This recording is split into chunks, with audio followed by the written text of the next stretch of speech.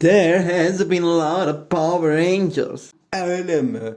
Power Ranger in another world. That is Isekai anime. And now Kamen writes animes. So I haven't seen any of them. Maybe that one anime, maybe I read the manga of it. It was a long time ago, my memory is hazy, man. Any new shit I watch, even though I enjoy it, if it's not like really impactful, I wouldn't remember it. Anyways, this is one thing I will not forget about is that this anime, there's other things that I don't think I will forget about. So I haven't seen any of them, but I saw this and thought of jumping in it. And behold, shit, fire!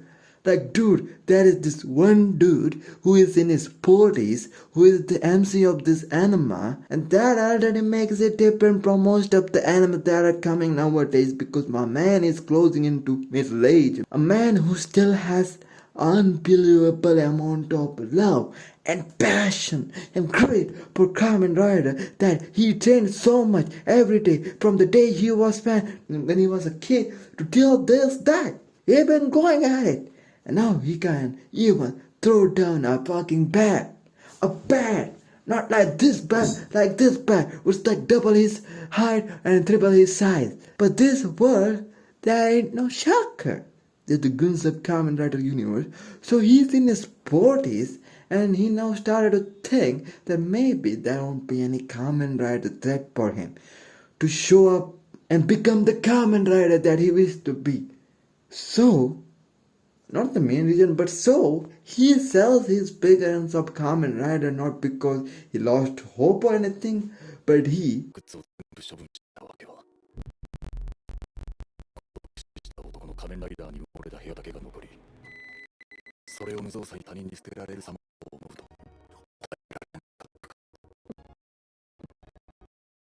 man, that made me feel something. I don't have figurines or anything, cause he's making amends with something he hold dear up by selling them because it's better than getting thrown out to trash when he dies by thinking it as some weird man's obsession toys that are thrown out to crash and burn, rather than it's better fun out to be sold to some kid. He's in his 40s, he's thinking about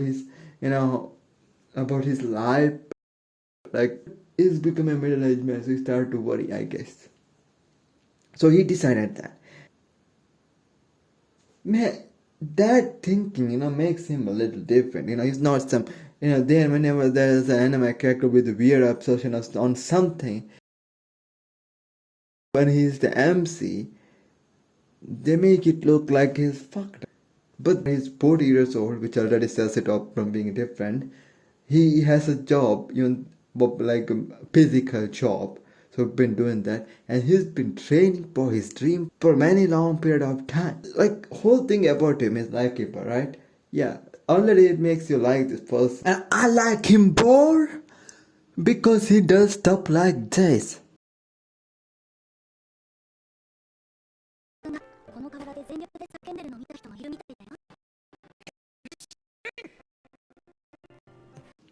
And I'm like, hell yeah, let me also join in. And I want to do that shit too, man. Yeah, might be cringe, but fucking if you were as passionate as he is and keep on doing those kind of things, you don't care about cringe. You don't care about being the Kamen Rider that you wish to be from that TV show from Kamen Rider. That is also same in that show. Yeah. Uh-huh. Well, that scene is cool, no matter how you look at it, okay? But this man's talking about this scene that I might have to talk about because it's the first 10 minutes of the show. So basically what happens is that there is this guy naked, half naked, with all this scribbling upon his body that makes it look like he's wearing a Kamen Rider suit, but it's not a Kamen Rider suit, it's just him scribbling upon his naked body. And that happened because he was trying to fight up against 100 people to save this girl, who at first did a big confession on him and tried to prank him, even though it's just not in her conscious. He went there to save her against 100 people. At first he realized that he can't use it with his base and normal form, so he had to go and hey shit. And when he does that, man, when he does that, I feel it in my heart. And I'm waiting for him to do it when he was doing Kamen Rider fight, I guess. I want him to do that henshin thing. I think he hasn't done that. That will make him ultra super deluxe powerful. It was nice because this is how they introduce the character. This is what the kind of character he is. He is him. Tune in his sport is and still going at it. And there are some plot points here. As of now, one other strong thing that happened was that later in the 8th or 7th episode where they show like a backstory of a certain character, I'm like, God damn, bruh. That's deep, bruh. I guess this has some stories to some layers, I guess. I mean, we will have some layers. I believe it will. I think if the show keeps on keeping up this level, I hope so.